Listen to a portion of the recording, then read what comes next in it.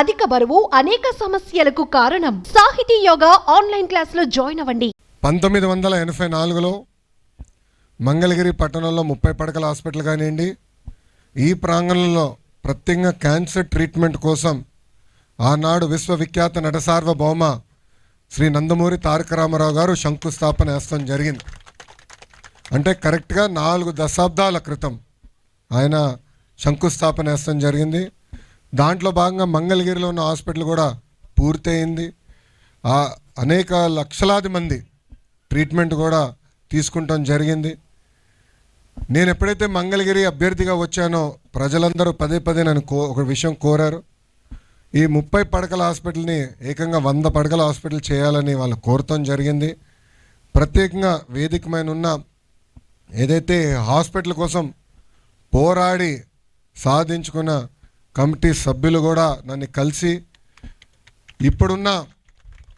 ఇప్పుడున్న ప్రాంగణం కాకుండా కొంచెం పెద్ద ప్రాంతం ఉంటే, కొంచెం ల్యాండ్ పెద్దగా ఉంటే మెరుగైన సేవలు ప్రజలకు అందించవచ్చు అనే ఆలోచనతో ఈ ప్రాంగణాన్ని మనం ఐడెంటిఫై చేసుకుంటాం జరిగింది. ఇది కూడా గతంలో లాగా ఏదో ఒక 100 పడకల ప్రభుత్వ హాస్పిటల్ కట్టి వదిలేయాలనే ఆలోచన కాదు. వేదిక మీద ఉన్న మేమందరం కూడా దాదాపు 5-6 సార్లు కూర్చొని ప్రతిసారి ఒక 2-3 గంటలు మేము చర్చించి ప్రతి విషయం సున్నంగా అధ్యయనం చేసిన తర్వాతనే లేఅవుట్ కూడా ఫైనలైజ్ చేస్తాం జరిగింది. వేదిక మీద ఉన్న మా అందరి కళ ఒకటే, ప్రైవేట్ ఆసుపత్రికి ధీటుగా ఈ 100 పడకల ప్రభుత్వ ఆసుపత్రి ఉంటుంది. ఒక జోనింగ్ కానివ్వండి, స్టాఫింగ్ కానివ్వండి, మెరుగైన సదుపాయాలు కానివ్వండి అందించే లక్ష్యంతో మేమందరం ఉన్నాం. అమరావతి పనులు కూడా ప్రారంభమైనాయి. సో ఈ ఆసుపత్రికి బాగా రద్దీ కూడా ఉంటుంది.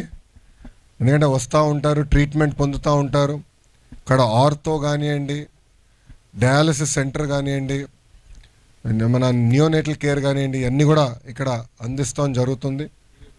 సో డీ అడిక్షన్ సెంటర్ కూడా గౌరవ సభ్యులందరూ కూడా మొన్న నాతో మాట్లాడి డీ అడిక్షన్ సెంటర్ కూడా ఇక్కడ ఉండాలి, తలసీమియా సెంటర్ కూడా ఇక్కడ ఉండాలని కమిటీ సభ్యులు ప్రత్యేకంగా కూర్చున్నప్పుడు వాళ్ళు కోరటం జరిగింది. వాళ్ళ కోరిక మేరకు కూడా అది కూడా ఈ హాస్పిటల్లో పెడతాం జరిగింది.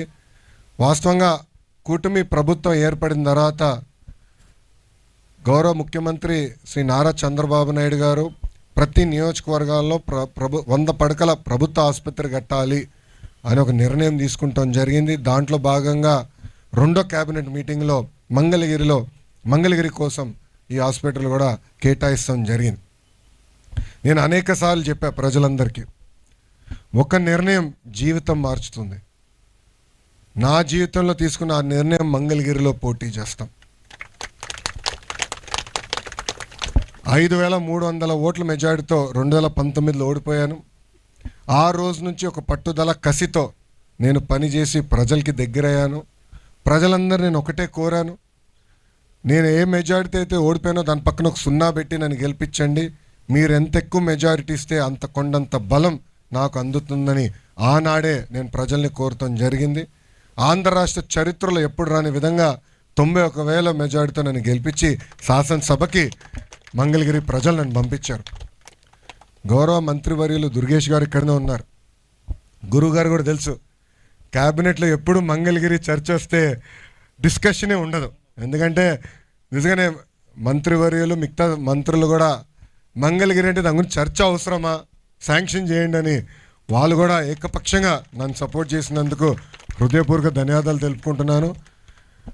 గౌరవ మంత్రి గారి పైన ఇప్పుడు చాలా పెద్ద బాధ్యత ఉంది మంగళగిరికి సంబంధించింది. అది మా లక్ష్మీ నరసింహస్వామి గుడి అభివృద్ధి కార్యక్రమం. మంత్రి గారు పర్యవేక్షణలో ఆల్రెడీ మేము కూర్చున్నాం. గుడిని కూడా, ఎందుకంటే నేను వారణాసికి వెళ్ళి గౌరవ ప్రధానమంత్రి గారు అక్కడ గుడిని ఎట్లా అభివృద్ధి చేశారు నేను స్వయంగా చూస్తాం జరిగింది. అది ఒక ఆదర్శంగా తీసుకొని గౌరవ మంత్రి గారితో కూర్చుని అనేక మార్లు ప్లాన్లు రివ్యూ చేశాం.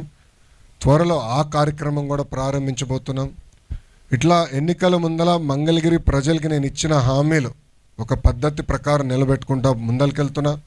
అహర్నిశలు మంగళగిరి ప్రజల కోసం మేము కష్టపడతాం. కూటమి ప్రభుత్వం ఒకటే, అన్ని ప్రాంతాలు సమగ్ర అభివృద్ధి చెందాలనేది మా లక్ష్యం. దాంట్లో భాగంగా మంగళగిరిని అభివృద్ధి చేస్తాం. వ్యక్తిగతంగా గతంలో ఎట్లయితే నేను 5 సంవత్సరాలు ప్రతిపక్షంలో మంగళగిరి ప్రజల కోసం పనిచేశానో అధికారంలోకి వచ్చిన తర్వాత కూడా ఇంకెక్కువ పనిచేస్తున్నా. గౌరవ ముఖ్యమంత్రి చంద్రబాబు నాయుడు గారు కూడా నిన్న నవ్వుతా అన్నారు, రేపు కూడా మంగళగిరేనా అన్నారు. సార్, ఇంటి పట్టాల కార్యక్రమం రేపటితో పూర్తవుతుందంటే తొందరగా పూర్తి చేసుకుని, రాష్ట్రం చాలా పనులు ఉన్నాయి, రాష్ట్రం అంతా తిరగాలి, మీరు మంగళగిరే కాదని కూడా గౌరవ ముఖ్యమంత్రి గారు అన్నారు. అప్పుడు గౌరవ ముఖ్యమంత్రి గారికి ఒకటే చెప్పా, సార్ 2019లో నా పరువు పోయింది, ఓడిపోయా, చాలామంది నన్ను ఎగతాళి చేశారు, మిమ్మల్ని కూడా కించపరిచే విధంగా మాట్లాడారు. ఈరోజు వాళ్ళ దగ్గర నుంచి శబ్దం రాకుండా చేసింది మంగళగిరి ప్రజలు సార్, అందుకే నాకు ప్రయారిటీ ఉందని గౌరవ ముఖ్యమంత్రి గారు కూడా చెప్తాం జరిగింది. ఒక బాధ్యత నా పైన ఒక బాధ్యత పెట్టారు, భరోసాతో మీరు ఉన్నారు.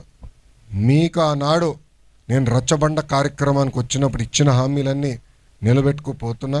దాంట్లో భాగంగా ఈ హాస్పిటల్, మన లక్ష్మీ నరసింహస్వామి గుడి అభివృద్ధి కానివ్వండి, భూగర్భ డ్రైనేజ్, భూగర్భ నీరు, భూగర్భ గ్యాస్, భూగర్భ కరెంట్ కానివ్వండి, నిరుపేద కుటుంబాలు నివసిస్తున్న భూముల్ని ఎంక్రోచ్మెంట్ రెగ్యులరైజ్ చేసి వాళ్ళకి పట్టాలు ఇస్తాం కానివ్వండి, లేదంటే ఎవరికైతే ఇల్లు లేదో వాళ్ళకి ఇప్పుడు టిట్కో కార్యక్రమం ద్వారా ఇల్లు అందిస్తామేమి, ఇవన్నీ ఒక యుద్ధ ప్రాతిపదికంగా మేము చేస్తాం జరుగుతుంది.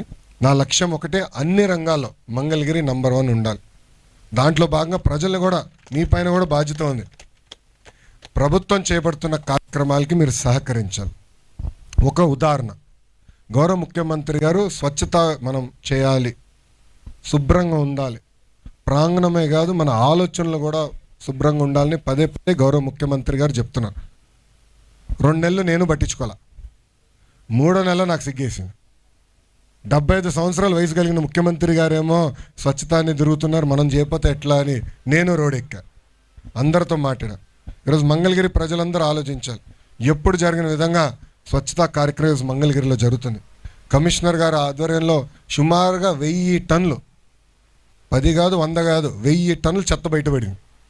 1000 టన్నులు ఒక్క మంగళగిరి కార్పొరేషన్లో, దుగ్గిరాల కాకుండా. ఆ చెత్త అక్కడికి వెళ్ళిందని మనం వేసాం కనుక వెళ్తుంది, చెత్త కాలు చేతులు ఉండవు కదా, మనం చెత్త వేస్తాం కనుక వెళ్తుంది.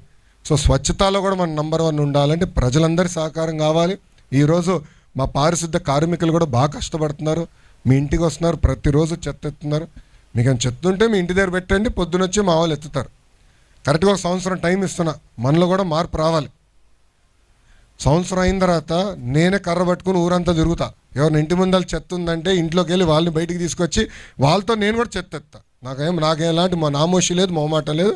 ఎందుకంటే ఒక సంకల్పంతో పనిచేయాలంటే స్వచ్ఛతలో నంబర్ 1 ఉండాలన్నా, ఆరోగ్యంలో నంబర్ 1 ఉండాలన్నా, ఇవన్నీ సాధించాలంటే ప్రజల సహకారం చాలా చాలా అవసరం.